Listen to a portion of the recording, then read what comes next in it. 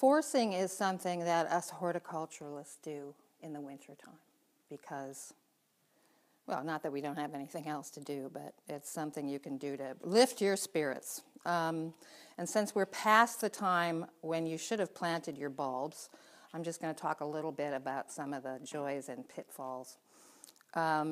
These are hyacinths that I planted around Thanksgiving time, and what they always say in the catalogs if you're going to force is that you need to leave them, they say maybe 8 weeks, maybe 12 weeks, but the really important part is you want to make sure that the roots are coming out the bottom of the pot, because then you know that they have enough root to push the blossoms and the leaves out. And that's why you also plant them so shallowly, so they have, you know, as much root room as possible. So you plant them up, you keep them moist, doesn't have to be too moist, and you keep them someplace cool, someplace, say, around 40 degrees. Definitely, you don't want them to freeze because they stop their root growing when it freezes. But just so that they will get those roots well started, and then you'll see that they start to push a little bit, even when it's still in the cold. Do protect them from rodents, however, because they love, particularly, tulips and hyacinths. Daffodils, they could care less. So now it's February, and the snow is really deep, and it's 5 degrees below zero, and you'd like to start playing with your pots, so you simply bring them in to a warm place and let them start growing. Just remember that the more sun they get, the more upright they'll be, the more sturdy the foliage will be, the more intense the color of the flowers will be.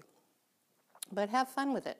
And I like to do mine in plastic because it's just more carefree when they're in the rooting process. And also when I bring them in, then I can, you know, put them in some kind of fabulous container. And when they're done blooming, instead of having to take the whole pot out and start over, you just lift out your plastic pot and you put in another one, and you're good for another run.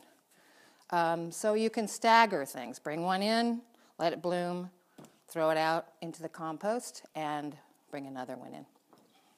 And always make sure, before it gets really cold and the snow covers the ground, that you collect enough moss to last you through the winter. Because if nothing else, moss is kind of fun to put in containers over the winter so you have something green to look at.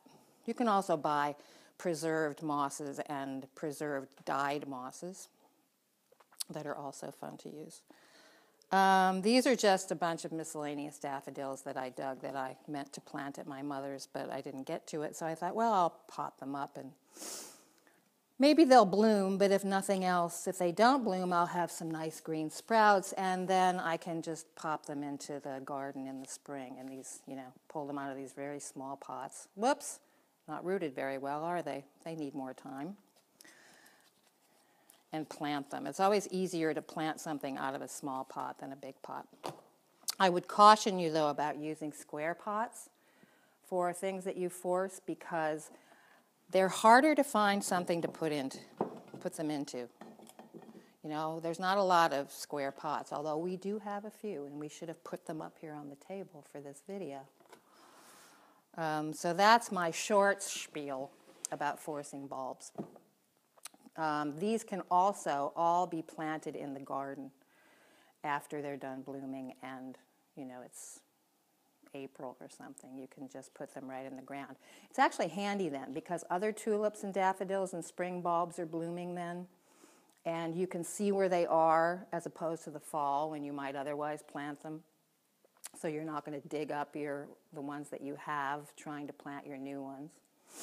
Or you can see where you really would like to have them because, oh, there's something blooming that's the same color. That's a fun thing to be able to do.